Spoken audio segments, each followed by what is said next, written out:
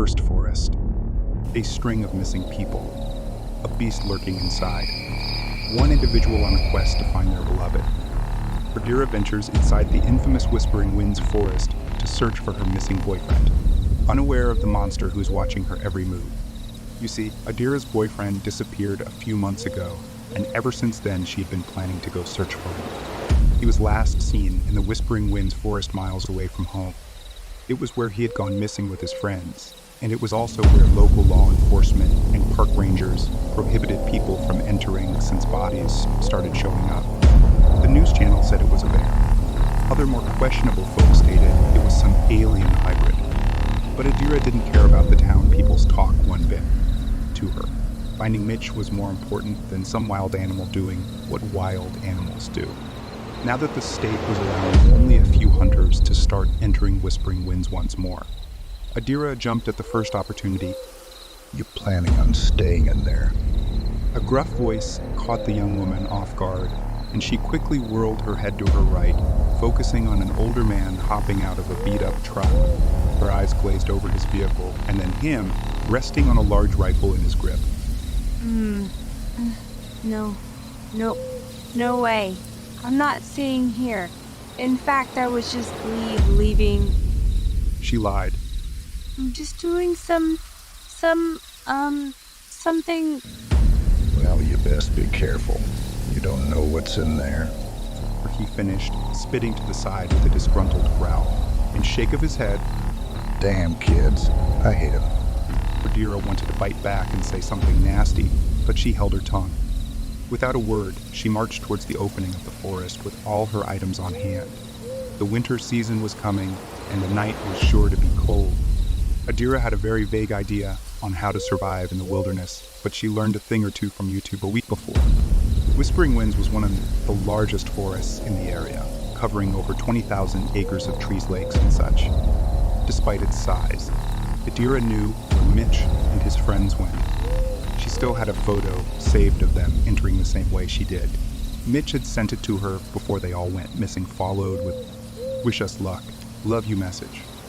Adira looked around her, swallowing uneasily as the parking lot faded behind her. She was completely surrounded by trees and knew that with nightfall coming, it would be 10 times worse. There would be unidentifiable noises, large animals, and maybe even some creepy homeless people. She thought with a shiver. Adira reached into her pocket, cradling the pocket knife for reassurance. She tried not to make as much noise as she could, so nothing, or no one would see a lone walker. She must have been moving for 10 more minutes before she decided to stop and take a breather. As she sat on a nearby boulder, she wondered if at one point Mitch did the same. The thought of her missing boyfriend used to put her into a severe depression. But down the road, Adira decided to hold on to the hope that somehow, maybe Mitch was still out there. The forest was large, and Mitch was not only a good hunter, but a good survivalist as well. He would have made a house out of sticks, if anything, and him and his two buddies, Conrad and Kevin, would prove to be helpful as well. They were always a strong trio, bonded for life since they left the army together. Oh shit, what is that? Adira was caught off guard when a stag appeared just ahead, his large horned head slowly, very, very slowly, turning to look around.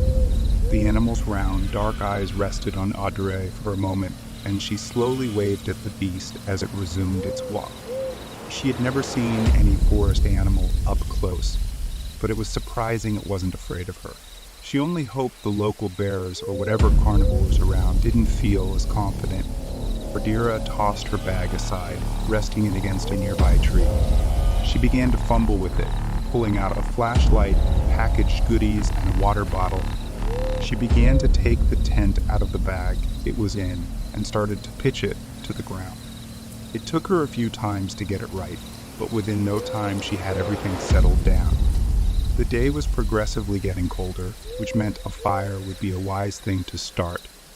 Adira yanked out a lighter from her pocket and gathered dried leaves and branches, laying them in front of her tent. She crumbled up a few spare pieces of paper from a notebook she had packed and lit them up, setting it into the fire. It was a slow but good start, and soon she had a healthy glowing fire pit. Now that darkness was ascending quickly, Adira sat right outside the entrance of her tent.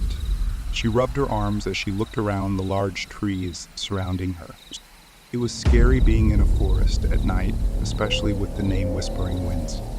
She understood now why the forest was called that, because every now and then when the wind was strong, you could mistake the swaying of the leaves with the sound of faint whispers.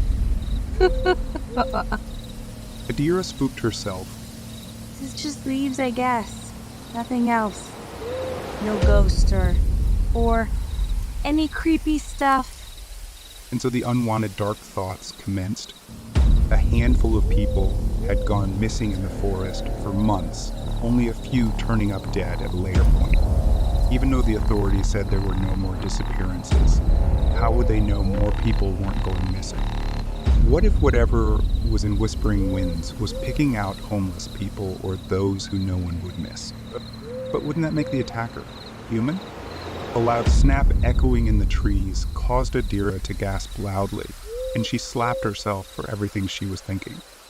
No, the thing mutilating people was an animal. It was most likely already killed by a hunter.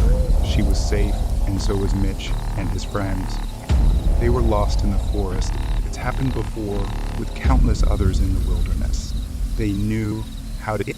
Another sound much closer this time made the young woman quickly scramble into her tent and drag everything inside with her. She made sure she'd had everything before she zipped up the entrance. If it was a wild animal, she just had to stay quiet and not make any noise. Then she'd be okay. Her heart beat heavily against her chest as she lay on her bag, waiting for something scary to appear in front of the fire and cast a shadow over her tent. But nothing ever came, for she was unaware until the next morning that she had passed out from fear. Now, on to the next chapter. But before we begin, go ahead, like this video and subscribe to the channel for updates. Click the notification bell so you don't miss any updates. Now, let's continue into Adira's journey into darkness. Adira woke up a little earlier than she would have had she been back in her warm home. Droplets of mist glided down her tent as she unzipped it, a wave of cold sending a chill down her spine as she stared out at the foggy world. The fire had been long gone, and by the looks of it, it didn't seem she was ransacked by a bear or whatever was out there. The woman quickly pulled off her clothes, giving herself a little bird bath as she changed into a heavy jacket and some jeans. She packed up her tent, ate a granola bar, drank some water, and pulled out a knife. She marked a thick bark with a large X, just so she would know how to head back. It seemed from there on out there wasn't any form of knowing where to go. As the path came to an end, Adira checked her phone, full battery and faint service. Better than nothing. She placed it gently back into her coat and began to walk. It would have been a pleasant trip had it not been for her missing boyfriend. The thoughts of him being alone with his other two friends scared her. Now that she realized how enormous and terrifying Whispering Winds was, anyone could get lost, but it was only off that now people were going missing. Maybe it was the reoccurring fog that was redirecting folks elsewhere. Could it have been this hard to see when Mitch was there? In the last photo he sent her, it was clear as day, but weather could change quickly. She marked another tree, hesitant as she looked back at where she had come from. She could barely make out her old campsite, and hardly the X on the previous tree. Was it wise to continue in such weather? What else could she do? She would only worry and pace the floors of her house, while her lover was probably struggling out there. It made her panic for a moment, and she started to pick up the pace, marking trees as she went. It was unnerving, being the only thing in the forest making noise. While you could barely see a foot ahead of you, there was no knowing what you would run into. She must have walked for almost an hour when she decided to stop and relax. Her backpack was now being dragged behind her, picking up leaves and mud on the way. Hiking was no joke. She only did it once with Mitch a year ago. He was way ahead of her, beckoning her to hurry up in his usual teasing voice. It was the day of their anniversary. and unaware to the two, it would be the last one they would share.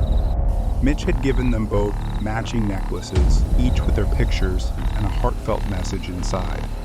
Dira never took hers off, and neither did Mitch. He even wore it when he went to go hunting with his friends that unfortunate day. The rock Adira decided to sit on was messy and wet with dew, but she didn't care as she dropped all her items on the floor and laid her hand over her chest. Fingers trailed over the locket wrapped securely around her neck, now damp with sweat. The silence around began to dissipate as the animals began to rise from their slumber. A few birds chirping nearby relaxed Adira as she peeled off her shoes and aired her sweaty socks. She even took off her jacket, noticing her shirt was damp under her arms. She had to change before continuing on. With gentle fingers, she unclipped her necklace and laid it down beside her to dry off, taking off her shirt as well. It was weird being half naked in the wilderness, even if there was no one around. She hurried as she reached for a thinner long sleeve shirt inside her back, and quickly slid it on. The socks would be fine, just as long as they were dry when she put her boots back on. Adira felt the rock beside her, ready to grab her necklace. But there was nothing. She whirled her head, patting the empty space beside her with worry. She looked behind the rock beside her, all over the floor. It was like it had vanished into thin air. That was impossible. Did something grab it while she was looking elsewhere? How? She would have heard them. Maybe, just maybe, it was a bird or a squirrel. Ira quickly hopped into her shoes, grabbing her knife as she put her jacket back on. For now, she would leave her items there and look around. The locket couldn't have gone too far due to its heavy weight. Whatever little creature had stolen it, she wasn't too far either. The determined young woman started to inspect the area once more, traveling further and further. She bit at her nails, nervousness turning into panic as she dropped on all fours. The necklace kept her calm, focused, and was her only connection to Mitch. And, now that it was gone, Adira felt her hand touch nothing as she accidentally crawled forward, and soon she was tumbling down a hill made of sharp rocks and rough twigs. A loud cry escaped her lungs as she finally hit rock bottom. Her body ached as she quickly tried to get up, limping slightly, but thankful for no broken bones. She tried to steady herself as she stared at her shaking hands, still recovering from the immense fright she had just experienced. Looking up, she could make her way back to the top, but it would require skill and a rope. She had no tools except for her knife. Oh my god. Oh my god. Calm down. Adira, calm down. You got this, girl. She tried her best to make her way up without anything. But no matter what, she did. She fell back and was close to twisting her wrist. Perhaps if she continued to walk, there would be an easier way to get back up. But for now, she would have to find another way. Adira quickly walked down the side of the hill, praying her fall didn't attract any unwanted attention. Her eyes darted around her, hoping for an easy solution to her problem. She was only met with an even more downward path that isolated her further from her items. It was no use. She had to go back and find someplace else. The woman turned, grumbling frantically to herself until something unexpected captured her attention. That's all for this video, folks.